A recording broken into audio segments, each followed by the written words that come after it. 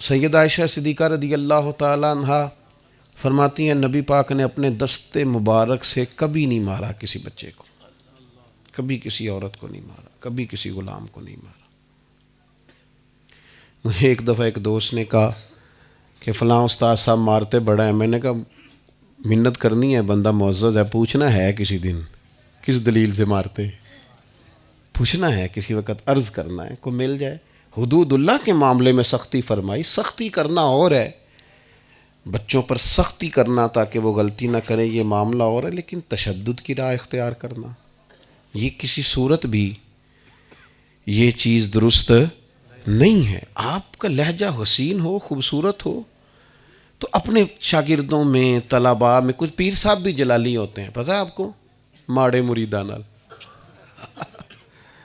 تگڑے نال نہیں، ہاں وہاں جمال ہی جمال ہے، سارا بندہ تگڑا ہونا چاہیے، پھر کوئی جلال نہیں، پھر تو خیر صلاح ہے، پھر تو پیر صاحب بھی کیا اعزاز دیتے ہیں۔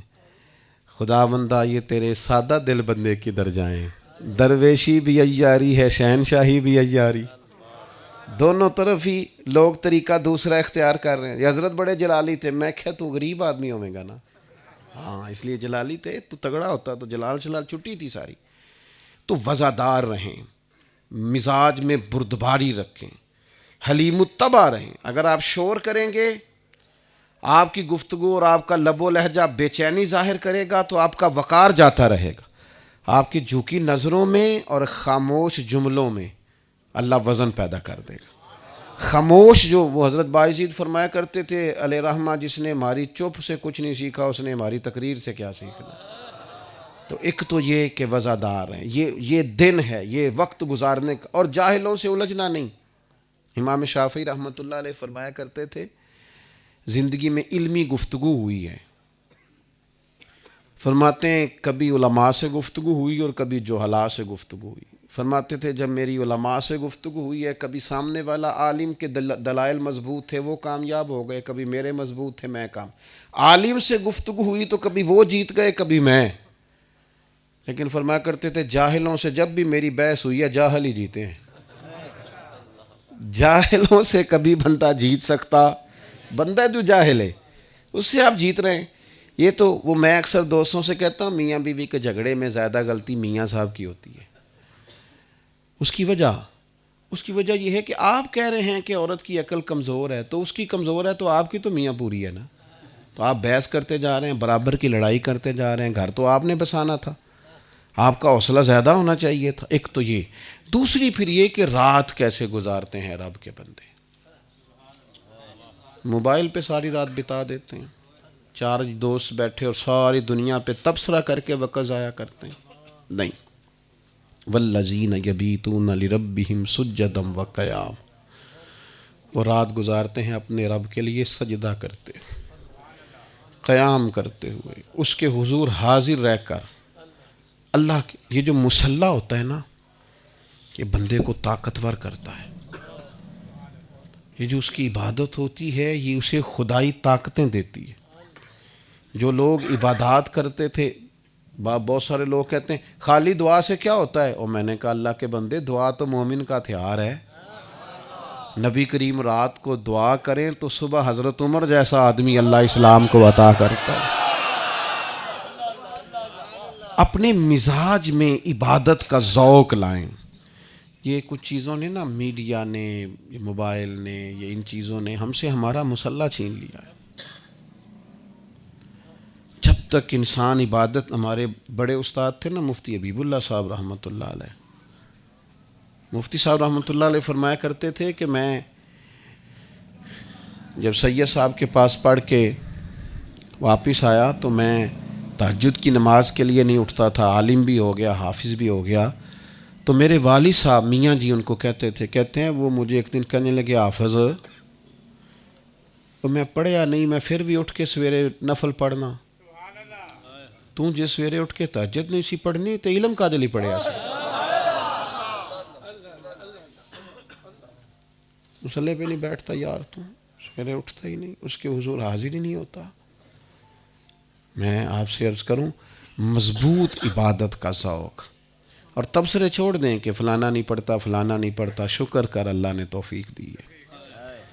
اور میں یہ عبادت یہ بھی انسان کو مضبوط کرتی ہے۔ آپ جب لمبی دعائیں مانگتے ہیں تو آپ کا رب سے رشتہ مضبوط ہوتا ہے، آپ دنیا سے بے نیاز ہوتے ہیں، لوگوں کی زیادہ ضرورت نہیں پڑتی بندے کو۔ جب وہ ساری باتیں اللہ رسول سے کہنے کا عادی ہو جاتا ہے پھر اسے حاجت نہیں رہتی دنیا دار اس کی مدد کرے نہ کرے۔ شرط یہ ہے کہ اس کی عبادات مضبوط ہوں۔ نبی پاک علیہ السلام سارا دینی دین کا کام کرتے تھے، حضور ہر وقت ہی عبادت میں رہتے تھے، ہر وقت۔ لیکن اس کے باوجود سیدہ عائشہ صدیقہ فرماتی ہیں گھر تشریف لائے اور حضور نے مصلی بچھا لیا اور ساری رات ہی نماز پڑھی۔ یہ صحیح مسلم میں آپ کو ملے۔ اور جب میں نے عرض کی حضور آپ کے صدقے اللہ اگلے پچھلوں کو معاف کرے گا، آپ اتنی زیادہ مشقت کرتے ہیں، آپ تو محبوب ہیں اللہ کے، تو فرمانے لگے عائشہ میں رب کا شکر گزار بندہ نہ بنوں؟ میرے بھائی عبادت کے ساتھ رشتہ، اب یہ جو ہماری راتیں تھیں تاک ایک رہ گئی ہے، یہ خاص اوقات تھے اللہ کی بارگاہ میں حاضری کے، سٹیٹس لگا کے ضائع کر دیے۔ اب تو معافیاں، وہ ایک دوست میرے پاس جمعہ پڑھنے آتے تھے تو عمرے پہ جا رہے تھے، بس میں بات ختم کرنے لگا ہوں، جمعے جا رہے تھے عمرے پہ تو مجھے کہنے لگے غلطی ہو گئی تو معاف کر دینا۔ میں نے کہا آپ تو مجھے احترام سے مل کے جاتے ہیں، رشتہ داروں سے معافی مانگیں، جن کے ساتھ کام کرتے ہیں ان سے معافی مانگیں، جن سے لین دین ہے ان سے۔ یہ کیا رسمیں ہوئی فیس بک پہ لگا دیا کوئی غلطی ہو گئی ہو تو معاف کر دینا، یہ طریقہ ہے معافی مانگنے کا؟ ہمیں پتہ ہوتا ہے، پتہ سارا ہے سردار نو کیتیاں دا یہ تا پردہ چا پایا تیرا پلا ہو سی، من آنم کے من دانم، خبر ہے ہر بات کی۔ اپنے آپ کو مضبوط کریں اللہ رسول کے ساتھ، آپ دعائیں مانگیں۔ آپ یقین کریں حضرت مولا علی شیر خدا رضی اللہ تعالیٰ عنہ سے کسی نے پوچھا حضور کے صحابہ کا طریقہ کیا تھا؟ فرمایا دن کے مجاہد رات کے راہب۔ رات مصلوں پہ بیٹھتے تھے تو لگتا تھا دنیا کے ساتھ ان کا تعلق ہی کوئی نہیں، تو نہیں جم کے نمازیں پڑھتے تھے، عبادتیں کرتے تھے، اور دن کو جب وہ بیٹھتے تھے گھوڑوں پر تو ان سے بڑا مجاہد بھی کوئی نہیں ہوتا۔ اپنی مزاج کو، طبیعت کو اس طرف مائل کریں۔ کچھ دکھ نا ہمارے بڑے ذاتی ہوتے ہیں، ہم کسی سے نہیں کہہ سکتے، بڑے نجی کچھ تکلیفیں ہوتی ہیں انسانوں کی، وہ تو اپنے آپ سے نکل جاتی۔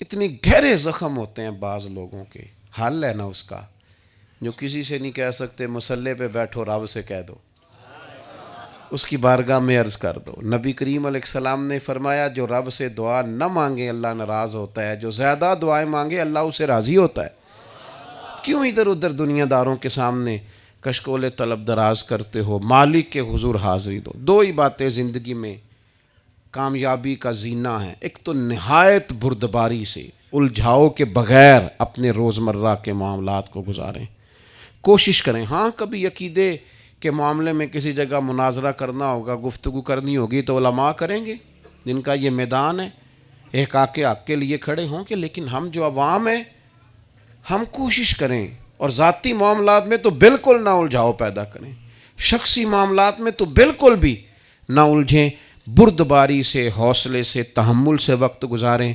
اور آخری گزارش آپ کی خدمت میں یہ ہے، مثبت جو لوگ رہتے ہیں نا وہ سکون میں بڑا رہتے ہیں، جن کے ذہن منفی ہوتے ہیں نا وہ بے چین بڑے رہتے ہیں۔